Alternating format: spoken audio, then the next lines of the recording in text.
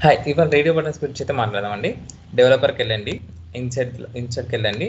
Radio button తీసుకోండి. అంటే డాష్‌బోర్డ్‌లో ఉపయోగపడుతుందని చెప్పడానికి. ఓకేనా? ఇలా దీనికి ఒక ఏపీ ఇచ్చేసేయండి. ఏపీ అని చేసిన. సో, రైట్ క్లిక్ ఇచ్చేసి కలర్ కూడా ఇచ్చేస్తే ఇచ్చేయండి.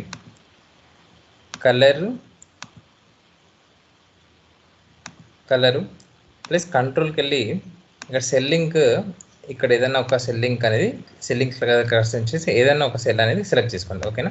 సో, ఇప్పుడు ఏపీ అని వచ్చేసింది.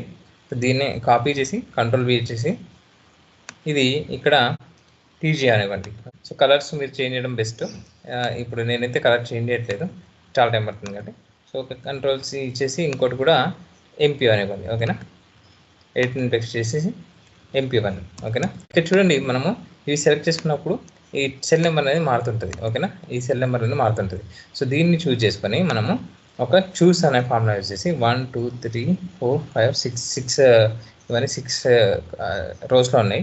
సో, చూస్ అనే ఫార్ములా యూజ్ చేయండి. Is equal to choose open bracket index number అంటే ఈ సెల్ సెలెక్ట్ చేసుకోండి. అది 1 చూపించినప్పుడు కామా ఇండెక్స్ నెంబర్ అదే అనమాట. 1 చూపించినప్పుడు నేను వాల్యూ 1 ఏదైతే సెలెక్ట్ చేసుకున్నా అది డిస్ప్లే అవుతుంది.